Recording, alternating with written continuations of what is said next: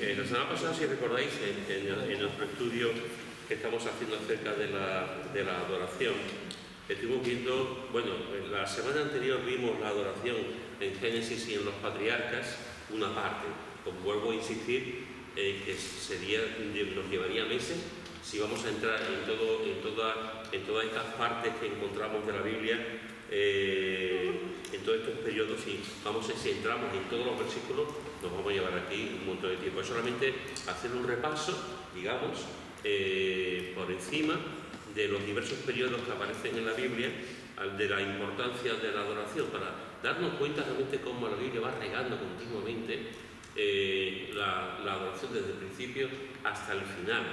Y vimos que la adoración en Génesis y en los patriarcas, también la semana pasada vimos la adoración en la peregrinación del pueblo de Israel por el desierto, y vimos también la adoración en el tiempo de Josué y en el tiempo de los jueces.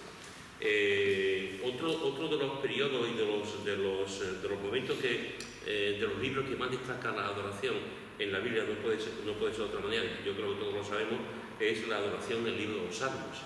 La adoración en el libro de los Salmos. El libro de los Salmos es el salterio, es el libro que los judíos tenían para cantar, para adorar al Señor. Yo no voy a entrar en profundidad en el tema del estudio de los Salmos, porque aquí sí que no podemos llevar mucho tiempo. En cuanto a la adoración, voy a seguir haciendo lo mismo que he hecho por los otros libros, por los otros periodos, que es hacer un esbozo, digamos, ¿no? Un poquito de algunos versículos sobre el tema de la adoración en los Salmos. Ahí todo el libro de los Salmos, como sabéis, se compone como de 5 libros, ¿no? Tiene 5 partes. Y una de las partes más importantes, hay muchos tipos de salmos, pero uno de los tipos más importantes de los salmos precisamente son los salmos de adoración, los salmos de alabanza, ¿no? Pero voy a entrar solamente, voy a ver unos cuantos versículos que creo que son muy importantes, que pueden reflejar un poco lo que es el fondo de los salmos en cuanto a la adoración. Venid conmigo al Salmo 29, Salmo 29, Salmo 29, versículos 1 y 2. ¿Quién lo tiene? Salmo 29, versículo 1 y 2. Tributad a Jehová, oh hijos de los poderosos. Da a Jehová la gloria y el poder. Da a Jehová la gloria debida a su nombre. Adorad a Jehová en la hermosura de la santidad. Muy bien. Y ahora Salmo 96, versículo 9. 96. Salmo 96, versículo 9. ¿Quién lo tiene? Adorad a Jehová en la hermosura de la santidad. Tened delante de él toda la tierra. Muy bien, fijaros que en el versículo 2 del Salmo 29 nos dice que adoremos a Jehová en la hermosura de la santidad. En el versículo 96, versículo 9, que acabamos de leer, nos dice que adoremos a Jehová en la hermosura de la santidad. ¿Esto qué significa? ¿Qué significa que adoremos al Señor en la hermosura de la santidad? ¿Qué te dice a ti esto? Que adoremos en santidad. Muy bien. Que el pecado puede adorar. Que sí, si estamos en pecado. Sé santo porque yo soy santo. Ajá. La palabra de Dios nos lo enseña claramente. Ser santos porque yo soy. Es un mandato, por cierto.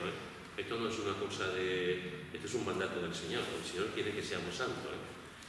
Por lo tanto, es una cosa muy seria. Una cosa muy seria cuando la palabra de Dios dice que adoremos en la hermosura de la santidad. Y me encanta esta expresión, Pepe. No, es que eso conlleva a que no debemos de ser santos temporales. Me refiero. Tenemos que desechar el pecado, sea en cada momento, y debemos de mantener la santidad las 24 horas del día. Porque si vas a adorar, ahora me voy a poner santo. No, la santidad se va corriendo poco a poco y momento a momento, ¿no? Entonces la santidad para mantenerla a diario. Esto es interesante lo que está diciendo él, pero además esto va cogido de la mano de la adoración, de la alabanza. La adoración y la alabanza siempre están cogidos de la mano, nunca están sueltas, siempre van acompañados. Y es importante que haya dicho esto porque lo mismo que pasa con la adoración también puede pasar con la santidad. Lo compartimentamos. En los últimos años hay un movimiento creciente en las iglesias evangélicas en el que solamente pensamos que la adoración es el domingo. Y después el resto de la semana no es la adoración, podemos vivir como queramos, etc., ¿no? Y dentro de lo que es el domingo, que al fin y al cabo es 1 hora y media, 2 horas, los que estamos aquí y en la mayoría de las iglesias, lo compartimentamos también y pensamos que la adoración solamente es lo que cantamos, lo que es una media hora, 20 minutos, 40 minutos, depende de cada iglesia, o 1 hora cuando estamos cantando. Y hay muchos creyentes que sin darse cuenta creen que la adoración es solamente eso, ¿no? Cuando se canta. Y lo mismo pasa con la santidad. Si pensamos que la santidad solamente la podemos tener el primer día de la semana, cuando nos reunimos, que es el día del Señor apartado para darle culto, y pensamos que la santidad, ese día sí es diferente y tenemos mi santidad, y no vivimos en santidad el resto de la semana, estamos engañados. Estamos haciendo algo que realmente la palabra de Dios no lo dice. La palabra de Dios dice que somos santos, como bien ha dicho Pepe, todo el día. Todo el día. A Dios le agrada la santidad. Y Dios quiere que seamos santos de lunes a domingo. Y la adoración al Señor igual. La adoración no solamente es el domingo, por la mañana un ratito. La adoración es un estilo de vida. Por eso digo que los dos conceptos, las dos enseñanzas, que son claves en nuestra vida, van cogidos de la mano, van siempre acompañadas, adoración y santidad. Y aquí, cuando vemos en la Escritura que se repite esta expresión, se repite además de una forma tan bonita, ¿verdad? Tan bonita, tan hermosa, la hermosura de la santidad. La hermosura de la santidad. Dios es hermoso. Dios es hermoso. Es verdad, alguien podrá decir, pero ¿tú cómo lo sabes, Pedro? Si la Biblia dice que Dios no tiene cuerpo, yo estoy de acuerdo. Dios no tiene cuerpo. Pero lo que vemos de la manifestación de Dios, Dios es hermoso, es bello, es bonito. No hay nadie tan hermoso como si la Biblia nos dice que el Señor hizo al ángel querubín cuando lo puso como su lugarteniente, por decirlo de una forma. El ángel querubín, Lucifer, era el ser más bello que había. Nos dice que su vestido era como de cristalino, era como de diamante, era hermosísimo, ¿no? Y este ser se rebeló contra Dios porque quiso ser igual a Dios, ¿no? Y ahí conocemos ya lo que es el diablo, los ángeles caídos, etcétera, ¿no? Pero era un ser bello. Ese ser bello no es nada comparable con la hermosura de Dios. Y este es un lenguaje que tendríamos que cogerlo más nosotros. Este es un lenguaje que tendríamos que utilizarlo más. La hermosura de Dios, la belleza de Dios, ¿no? Y esa belleza, esa hermosura nos dice que debe estar en la adoración a Dios, la hermosura de la adoración. Adoramos a Jehová en la hermosura de la santidad. Y yo pregunto, como había dicho también ante Chari, ¿es posible adorar a Dios fuera de la santidad? ¿Por qué este énfasis en adorar al Señor en la hermosura de la santidad? Hay otras maneras de adorar al Señor. ¿Qué pensáis? ¿Podemos adorar al Señor sin ser santos? Como podemos, ¿verdad? Pero podemos adorar al Señor sin ser santos, sin intentar vivir en santidad. Es que Dios nos ve a nosotros a través de la sangre de Cristo. Pero si nuestra vida está en pecado, difícilmente nos va a querer contemplar adorando. Porque simplemente es que Dios nos permite, o para Él, el hecho del pecado en sí no es algo que le complazca. Entonces, cuando vamos delante de Dios, si hay una vida de pecado, evidentemente Dios no puede estar en esa alabanza o en esa adoración. Simplemente por su naturaleza, ¿no? Aunque sabemos que la sangre de Cristo nos permite estar delante de su presencia, pero difícilmente vamos a poder adorar estando en pecado. Simplemente que el Espíritu Santo, ya de entrada, cuando dice que no consiste al Espíritu Santo, está en vosotros. Cuando hay pecado, el Espíritu Santo ya está como apagado, ¿no? Entonces, evidentemente, no podemos tener un momento de adoración si el Espíritu Santo está triste, porque estamos en pecado, ¿no? Sí, aquí puede haber, como aquí hay grandes teólogos y teólogas, alguien puede decir, muy bien, eso está muy bien, Charlie, eso está muy bien. Pero la Biblia nos dice que todos somos pecadores. Entonces, ¿cómo podemos acercarnos a Dios en santidad si todos somos pecadores? ¿No hay una contradicción? ¿No hay una contradicción entre que adoremos a Dios en la hermosura de su santidad y somos pecadores? ¿Cómo podemos acercarnos a Dios en la hermosura de la santidad si cada pensamiento nuestro... Nos acercamos a Dios por la sangre de Cristo. No por nuestro propio esfuerzo, pero Por la sangre, a través de la sangre de Cristo podemos acercarnos a Dios.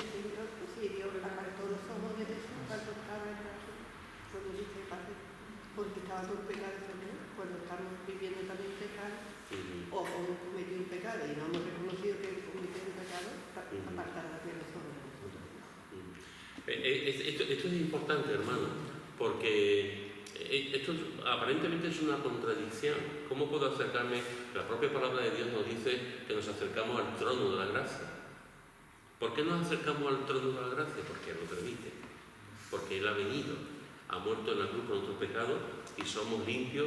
Llámalo redención, llámalo justificación, llámalo reconciliación, llámalo nacido de nuevo, ya como tú quieres llamarlo. Pero hemos nacido de nuevo, hemos creído en Cristo y a partir de ese momento tenemos libre acceso al Padre. Eso se llama gracia, efectivamente, y podemos acercarnos a Él en adoración. Siempre que nos vamos a acercar a Dios en adoración, tenemos que entender que Dios es santo y que yo soy un pecador, y que por su pura gracia yo puedo acercarme a Él. Yo no olvidaré nunca, y lo he dicho muchas veces, la frase que era el traficante de esclavos, no me acuerdo del... John Newton, ¿sí? Bueno, creo que era, no me acuerdo ahora, John Newton, creo que fue esclavo, fue esclavista y después fue pastor, que se convirtió. Y él decía, solo hay dos cosas en mi vida que yo sé claramente. Una es que Dios es grande y que yo soy un gran pecador. Que tengo un Dios muy grande y que yo soy un gran pecador. En eso se resume la vida cristiana en un sentido. Entonces, cuando podemos acercarnos al trono de la gracia, Dios nos dice, acércate porque te he perdonado. Acércate porque yo he limpiado tu sangre con Jesús, con mi Hijo. Acércate. Ahora bien, nos acercamos reconociendo nuestra pequeñez, reconociendo que no somos nada y que por pura gracia lo hacemos. Y lo hacemos reconociendo nuestro pecado.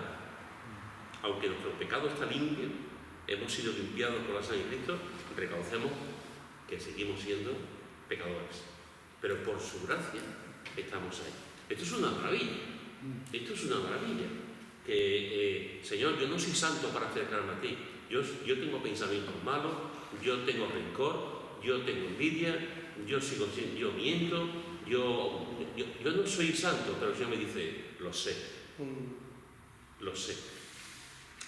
Pero mi Hijo lleva en sí todo tu carga, todo tu pecado, porque precisamente lo he puesto para morir por ti. Esa es la llave. Y entonces me permite entrar, a pesar de todo, me permite entrar porque Jesús ha llevado todo mi pecado. Y eso, hermano, eso es una maravilla. Por eso no hay una contradicción. ¿Podemos acercarnos delante de Dios en santidad? Sí, por su gracia. Pero también a la misma vez reconociendo que somos pecadores. Y esto nos lleva también a otro punto, que también Pablo habla, en este caso cuando Pablo habla de la gracia, pero lo podemos extrapolar también aquí. Significa que si yo soy pecador, significa que voy a adorar al Señor, que Dios me permite acercarme a Él, pues por lo tanto yo puedo pecar continuamente, puedo hacer lo que me da la gana, porque Dios me permite la adoración. Porque está pecando deliberadamente, claro. y consciente. Sí. El Señor nos llama al arrepentimiento. Y entonces nosotros podemos aquí estar alabando a Dios y adorándolo y diciéndole maravilla con nuestra boca. Pero si ahora cuando salgamos de aquí... Pero el Señor dice, ¿cuántas veces perdonará a su hermano? ¿Cuántas veces? Dijo el Señor. 70 veces 7. Todas las veces que haga falta. Las veces infinitas. Pero tiene que tener la capacidad de perdonar y de arrepentirse. Sí. O sea, porque podemos entrar en un mecanismo, que también somos seres humanos, somos muy dados a eso, de estar, te perdono, o sea, pecar porque me van a perdonar. No, uno peca y se arrepiente. Sí, pero Se ahora arrepiente. es la intencionalidad. Eso es. O sea, yo puedo pecar, tener la misma de cocodrilo, y a los 2 minutos estoy haciendo exactamente lo mismo. Eso es trampa. Claro. Eso es trampa. Eso es lo que yo es que no he terminado lo que iba a decir. Pero cuando salgamos de aquí, seguimos viviendo una vida con rencor, con palabrotas, murmurando, criticando las quejas. Aunque no tengas palabras. Entonces, ahí no hay un arrepentimiento, es decir, de querer cambiar. El Señor nos dice que no nos conformemos, sino que nos transformemos por medio de la renovación del Espíritu Santo, ¿no? Entonces, no podemos excusarnos, es que soy así. Es que eso es una lucha diaria de ponernos delante del Señor para ir renovándonos y vivir en esa santidad que el Señor quiere.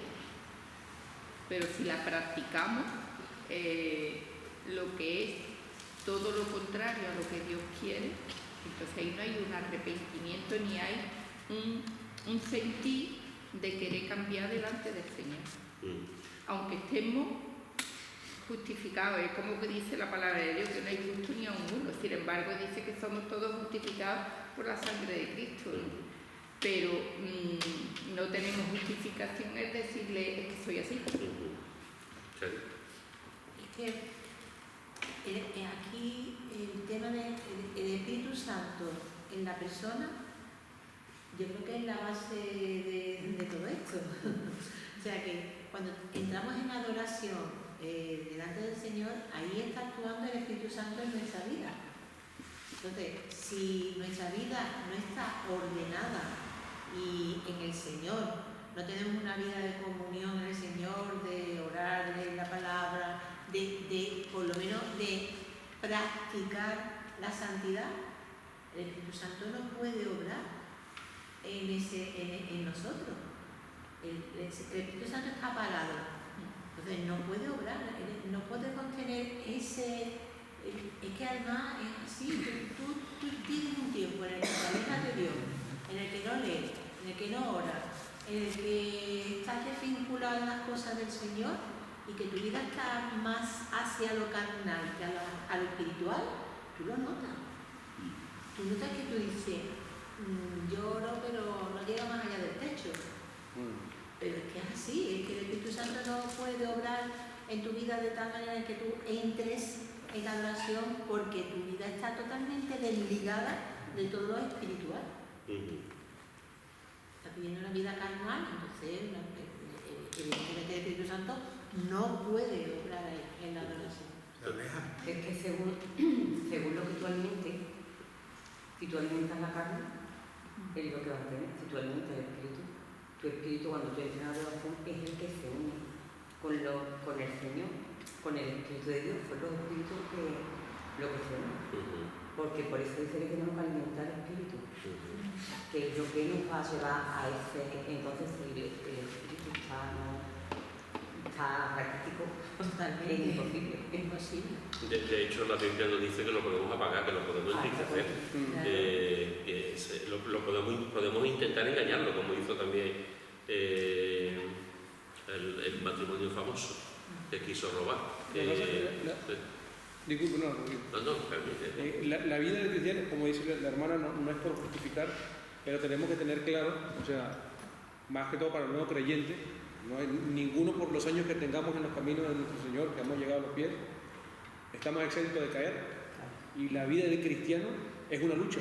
Hasta el último día que se apague nuestro suspiro, el último suspiro en esta tierra, la vida del cristiano es una lucha. Y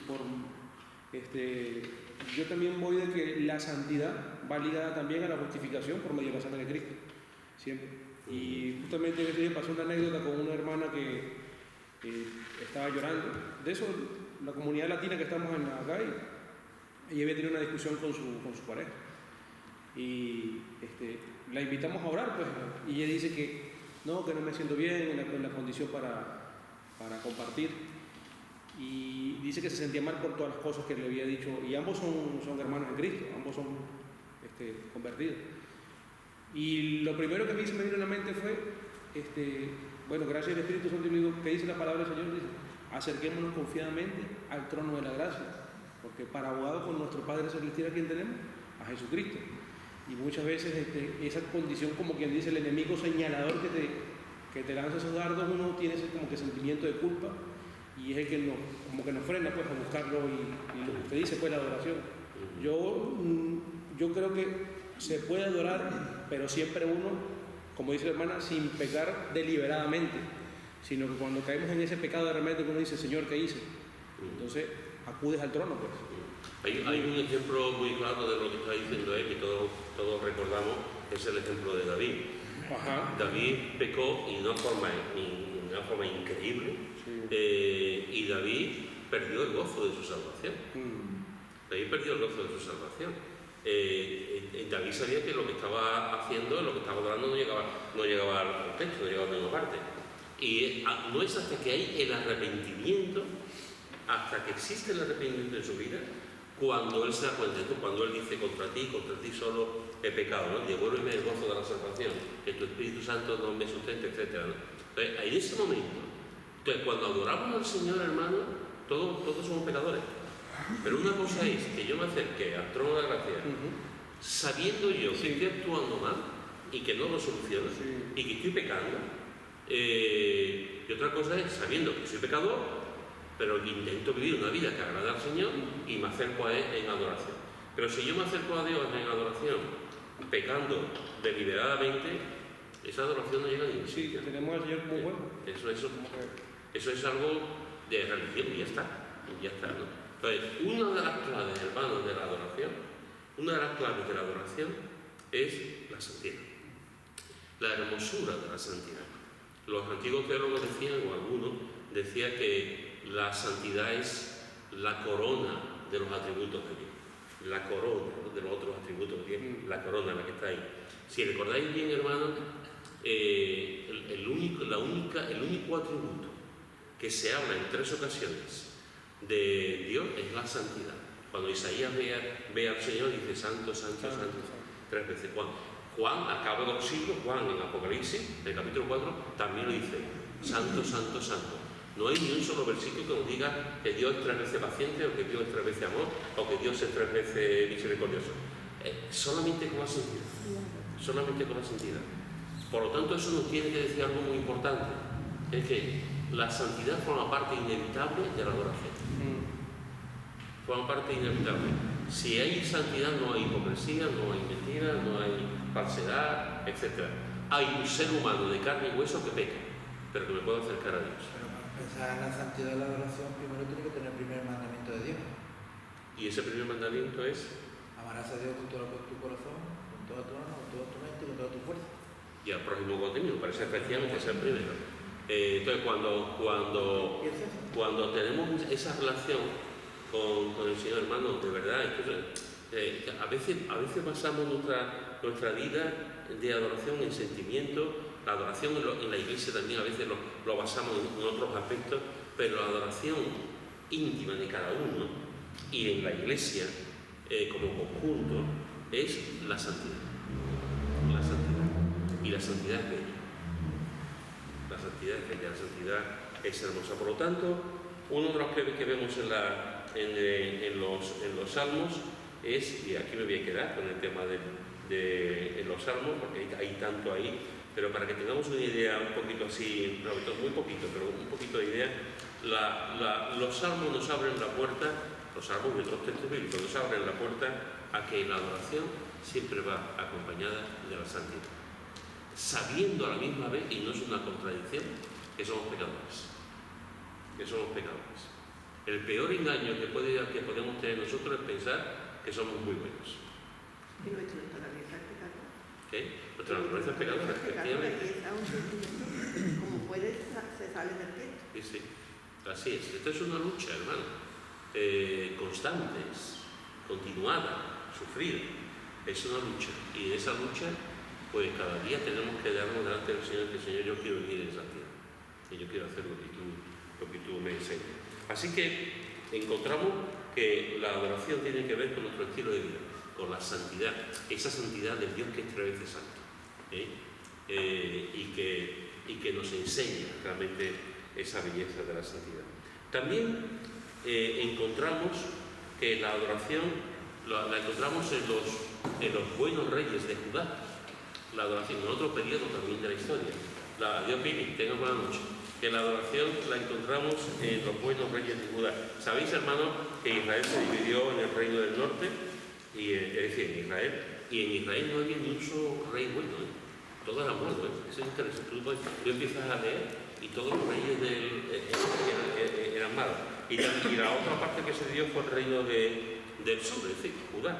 Y en el reino del sur, en Judá, sí encontramos algunos reyes buenos. Sí encontramos algunos reyes que realmente amaban al Señor y amaban a la gente. Y lo que dice en Segunda de Crónicas, capítulo 20, Segunda de Crónicas, capítulo 20, y vamos a hablar del 14 al 18. Segunda de Crónicas, capítulo 20, del 14 al 18. Quien lo tenga lo puede leer. Segunda de Crónicas, 20, del 14 al 18.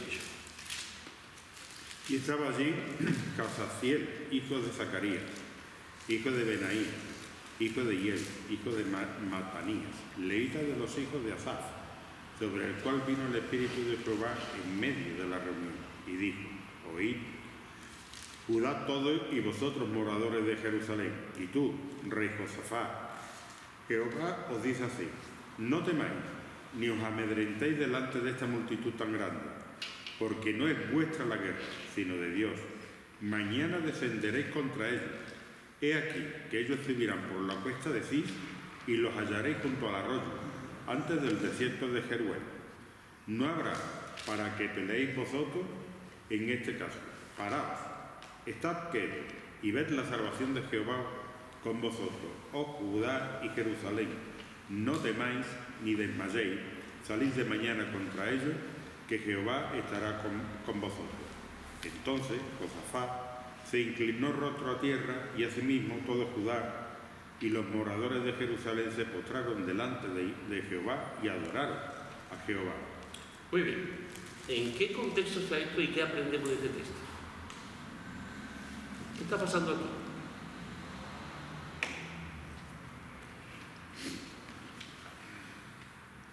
¿Os acordáis? Había una guerra, ¿no? Una guerra. Una guerra que los hijos de Moab y los hijos de Amón vinieron contra Josafat, contra su ejército, efectivamente, y lo duplicaban. Entonces, claro, entra miedo por el combate que van a tener, por la gente que venía, por los enemigos, pero era una gran multitud, nos dice el texto, tenía una gran multitud. Y de pronto, en medio de esa situación en la que se levanta un hombre, Jaasiel, hijo de Zacarías, hijo de Benaía, hijo de Hiel, hijo de Matanías, levita de los hijos de Asaf. Y se levanta porque el Espíritu Santo vino sobre él. El Espíritu Santo vino, ya sabéis que la enseñanza de la permanencia del Espíritu Santo es una enseñanza nuevo testamentaria. A partir de la iglesia primitiva, de lo que pasa en Pentecostés, en el momento en que una persona recibe a Cristo, tiene al Espíritu Santo. Pero en el momento, en el Antiguo Testamento vemos que el Espíritu Santo se ponía en ciertos hombres, por ejemplo los jueces, en David, incluso en Saúl, etc. ¿no? Iba y venía.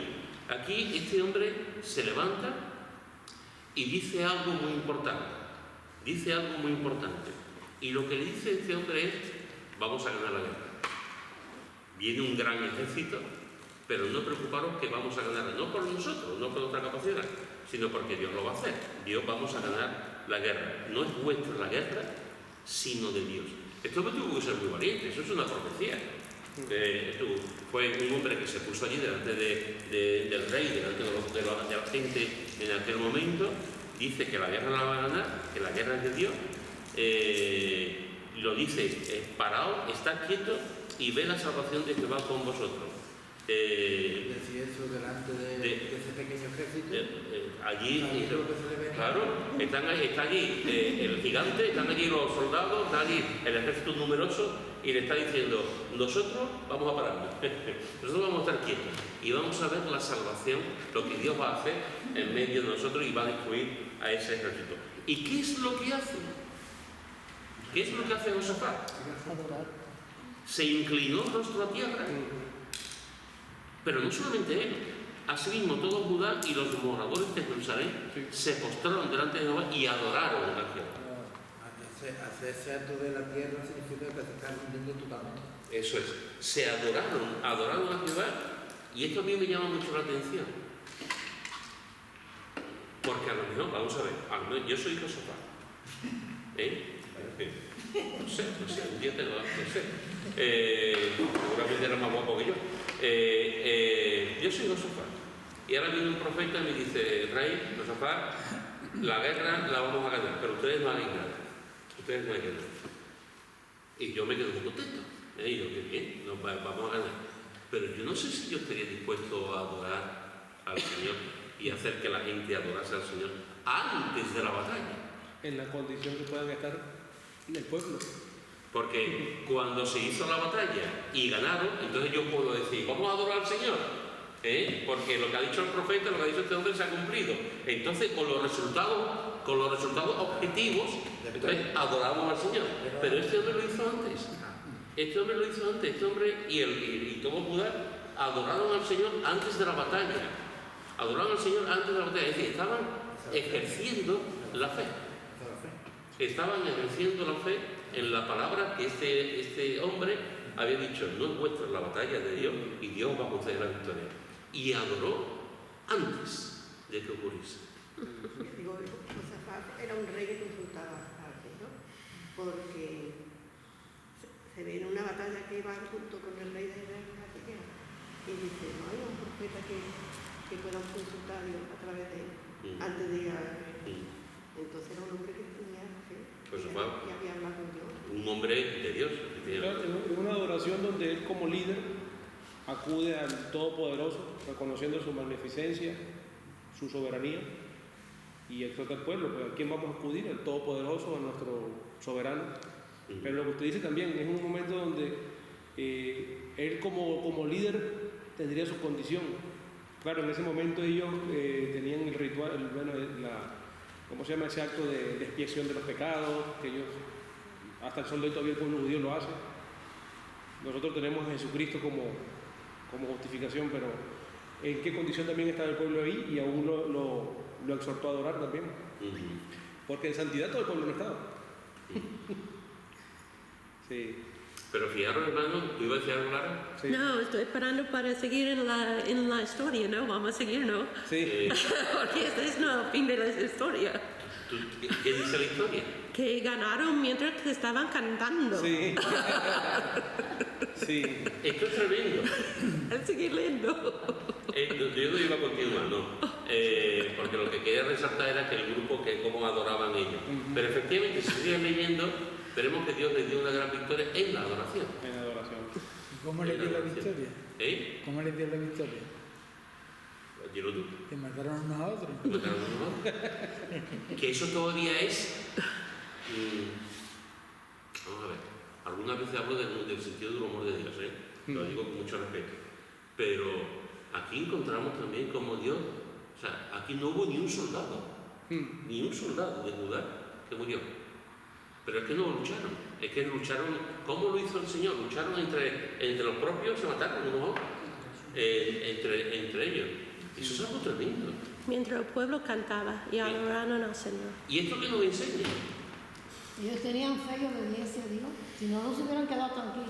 Ellos confiaron en lo que Dios les estaba diciendo y obedecieron, se quedaron tranquilos. No fueron por ellos mismos a enfrentarse. Esperaron en lo que él le había dicho.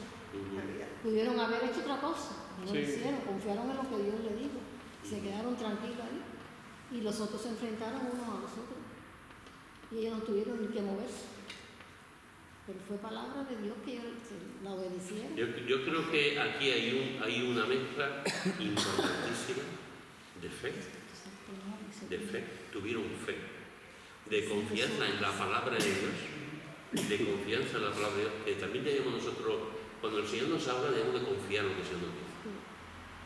Por eso he recalcado que antes de que hubiesen ganado ya estaban adorando al Señor, como si ya ellos supieran de la victoria. Lo sabían porque se lo había dicho el profeta de parte de Dios, pero el escepticismo humano, la mente humana, podría decir, bueno, no vamos a adorar ahora, no vaya a ser que al final ganen ellos, pero lo hicieron. Y en la adoración, este es un texto maravilloso, lo podéis leer tranquilamente en casa. En la adoración, cuando estaban todos adorando, el Señor dio la victoria. El Señor dio la victoria. De hecho, tiene mucha enseñanza. Tiene mucha enseñanza. Una de las cosas que podemos ver para nosotros, hermanos, es en los momentos complicados de tu vida, como familia, como iglesia, quizás lo mejor que podamos hacer ante las cosas que no sabemos y ante los enemigos que se puedan levantar es adorar. Adorar. No otra cosa. Yo disculpe que lo interrumpa, pastor.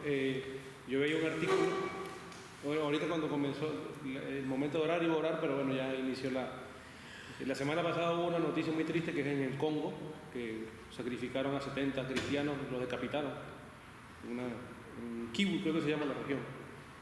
Y unos días antes yo estaba viendo un artículo en el 2020-2021, cuando sacrificaron el ISIS a los 21 cristianos que los llevaron al mar.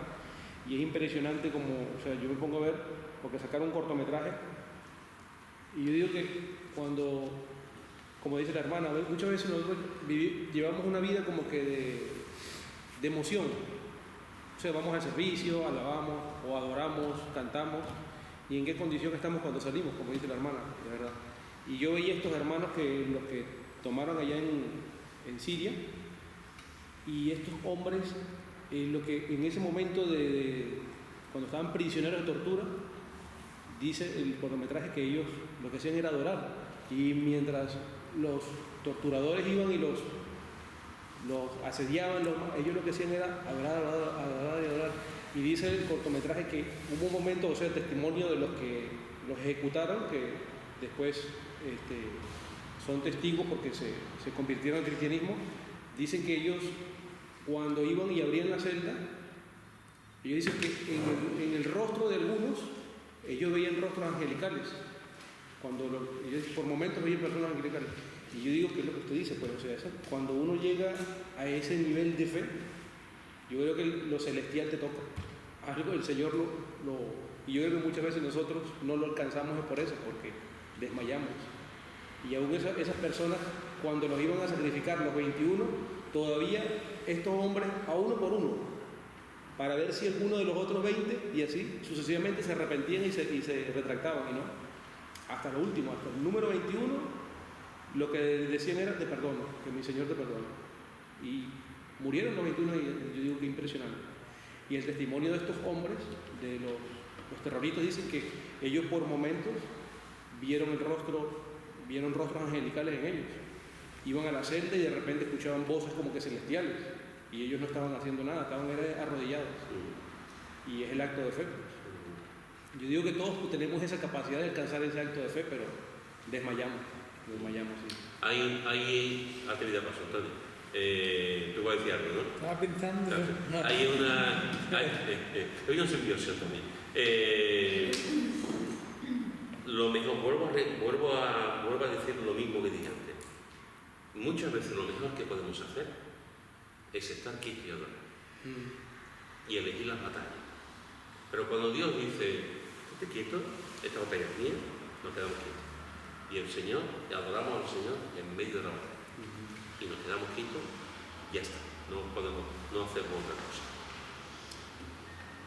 Estaba pensando en muchas cosas, porque cuando nos acercamos a la palabra, yo creo que estamos todos aquí pensando, dándole vueltas a la palabra. Y estábamos hablando de la hermosura de la santidad. Y hemos hablado que somos pecadores, pero somos pecadores arrepentidos. Y tenemos fe en Cristo, y Él nos limpia y nos justifica. Entonces nos podemos acercar por la sangre de Cristo, como me ha dicho Sara. Y la santidad es hermosa, es que no puede ser de otra manera, tiene que ser hermosa, y es hermosa. Y la santidad es algo que, la santidad de Dios es algo que no podemos llegar a comprender. Hace poco leí, estoy leyendo 1 Samuel y hasta Reyes, y cuando transportaron el arca era algo sagrado, algo que no se podía tocar. Tenía unos aros, donde tenía que meter unos palos, y le estaban transportando en un carro de un sitio a otro y se fue a caer. Y una persona, que no me acuerdo el nombre, Usa, cogió y instintivamente, cuando vio que el arca se iba a caer, puso la mano para evitar de que se cayera, se manchara en el barro. Dios lo fulminó, porque eso representaba la santidad de Dios. La santidad de Dios es algo que no llegamos a alcanzar. Entonces, estábamos pensando, reflexionando, si alguien pecador puede adorar a Dios. Un pecador arrepentido, sí, pero un pecador yo no creo que tenga ganas de adorar, siquiera, porque un pecador es lo contrario de Dios. Entonces, lo primero que hace es rechazar a Dios. Entonces, un pecador no se puede acercar sin santidad, sin arrepentimiento y fe, no se puede acercar a adorar a Dios. Y me estaba acordando de ese pasaje, cuando Usa intenta sujetar el arca y como diciendo, nadie se puede acercar a mi santidad. Y es algo que es para pensarlo, que es algo que no llegamos a entender lo que es Dios santo. Y es verdad que tú decías que el único tributo que se refiere como 3 veces santo, se repite 3 veces la santidad. También dice que sin santidad nadie verá a Dios. Entonces, para adorar a Dios tienes que arrepentirte de tu pecado y acercarte a Él con fe. Y en hebreo hemos visto algo de hebreo, cuando dice acerquémonos, porque Cristo ahí habla como un sacerdote que rompió el velo, que es su carne, y Él entró, y ahora podemos, como Él entró, nos dejó la puerta abierta, y ahora podemos entrar nosotros, gracias a Dios. Entonces, todo el pensamiento que tienes. Siguiendo un poco con tu razonamiento, ese razonamiento que aquí ¿os acordáis de Nadab y Abiú, los hijos de Aarón? Estaban ofreciendo un sacrificio al Señor que no fue agradable al Señor, y ¿qué les pasó? Murieron. Y eran sacerdotes. Fuego extraño. Fuego extraño. Estaban ofreciendo un fuego extraño, algo que no estaba permitido, que no lo podían hacer, y lo hicieron. Es un texto un poco así, pero lo que quiero recalcar es eso que está diciendo él. Hicieron algo que fue extraño, algo que no estaba delimitado por el Señor. Algunos dicen que estaban mareados, de hecho el texto puede indicar. El caso es que hicieron algo indebido y el Señor no se andó con contemplación. Murieron. ¿Y los hijos de Eli? Los hijos de Eli. Y los hijos de Eli también murieron los dos el mismo día. ¿Y el padre? Y el padre murió desnucado, se cayó. Y a veces podemos... Y la nuera tuvo al hijo y murió la nuera también. Eso es, sí. A veces podemos pensar, estos ejemplos que estamos poniendo, yo siempre digo, cuando se ponen este tipo de cosas, yo siempre digo, hermano, que con la santidad de Dios no se puede jugar. No se puede jugar. Y a veces te encuentras con personas que te dicen, bueno, eso es algo del Antiguo Testamento. No. Eso no es algo del Antiguo Testamento. Si tú te vas al Nuevo Testamento, tú podrás ver que este matrimonio que estaba mintiendo, murieron. Murió primero él y después murió ella a las 3 horas. Y fueron los jóvenes los que recogieron su cuerpo por mentir. También nos dice en Corinto que algunos participaron de la Santa Cena de forma indebida y murieron. Y a veces hacemos como una distinción entre el Dios del Antiguo y el Dios de una distinción que no es bíblica, porque Dios es inmutable, Dios no cambia, Dios es el mismo ayer, hoy y mañana, y a veces pensamos que ese Dios del Antiguo Testamento no es el mismo Dios, pero con Dios, Dios tiene mucha paciencia, tiene cierto tiempo, pero Dios es el mismo. Dios tiene muchísima paciencia, más que nosotros de aquí, es uno de sus atributos, la paciencia, pero Dios llega un momento en que dice, se acabó, y manda el diluvio. La justicia y la venganza. Se acabó, mía es la venganza, dice el Señor, ¿no? Y entonces, en este caso, ojo, pasan cosas que tienen que ver con su santidad. Y Dios es celoso de su nombre. Y de sus hijos. Y de sus hijos. Es celoso de su nombre. Por lo tanto, hermano, cuando nos acercamos a Dios en la adoración, claro que tenemos que acercarnos a la santidad.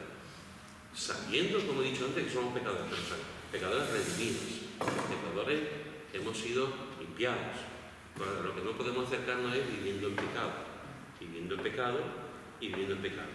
Eso es pecado. Eso es pecado. Eso no va a ninguna parte. De esto también las cartas de Pablo le dice a los cristianos, porque habían, como tenían, eran un prodigio, no querían pecar, los pecados no querían perdonarlos por la sangre de Cristo, porque habían creído en Cristo. Dice, pero si ahora cometéis pecados, es como que queréis crucificarlo otra vez. Y Cristo murió una vez. Eso lo dice el autor de Hebreos. Efectivamente. Entonces, ojo con eso. Horrenda cosa es caer en manos del Dios vivo. Ojo con eso. Entonces, hermano, adoremos al Señor en la hermosura de la santidad. Adoramos al Señor, como hemos visto también aquí, incluso antes del combate. Y termino con este texto en el capítulo 29 también de Segunda de Crónicas, capítulo 29, versículos 27 y 30. Segunda de Crónicas, capítulo 29, versículos 27 al 30. ¿Quién lo tiene? Entonces mandó Ezequías sacrificar el holocausto en el altar, y cuando comenzó el holocausto, comenzó también el cántico de Jehová con las trompetas y los instrumentos de David, rey de Israel. Y toda la multitud adoraba, y los cantores cantaban, y los trompeteros sonaban las trompetas. Todo esto duró hasta consumirse el holocausto. Y cuando acabaron de ofrecer, se inclinó el rey y todo lo que con él estaba, y adoraron. Entonces el rey Ezequías y los príncipes dieron a los levitas que alabasen a Jehová por la palabra de David y de Asafá vidente. Y ellos alabaron con gran alegría y se inclinaron y adoraron.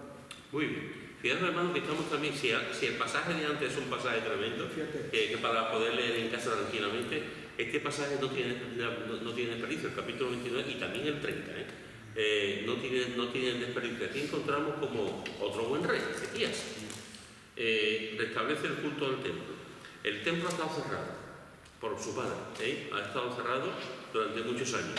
Y Ezequías llega al trono y lo primero que hace es abrir el templo. Y lo limpia, van los sacerdotes, van los levitas, etcétera, y sacan la inmundicia, etcétera, etcétera. Y una de las cosas que hace es lo que hemos leído ahora. Dice, y toda la multitud adoraba, y los cantores cantaban, y los trompeteros sonaban las trompetas. Tu voz es impresionante, la multitud adorando, los cantores cantaban y los trompeteros con las trompetas. Todo esto duró hasta consumirse el holocausto. Y cuando acabaron de ofrecer, se inclinó el rey y todos los que estaban con él adoraron. Y el versículo 30 dice, y ellos, en la segunda parte, al final, ellos alabaron con gran alegría y se inclinaron y adoraron. Y adoraron al Señor. Hermanos, que Dios nos ayude realmente a tener este deseo como Ezequías y como los levitas, los sacerdotes que estaban allí, con los instrumentos, etcétera, adorando al Señor. Cuando se ha restablecido una buena relación con Él, cuando se ha restablecido todo lo que era la limpieza del templo y cada cosa iba también en su sitio. Y el pueblo también aprendió, toda la multitud, la importancia de la adoración juntos, como pasó antes en el texto que hemos leído antes. Se inclinaron y adoraron. Se inclinaron y adoraron.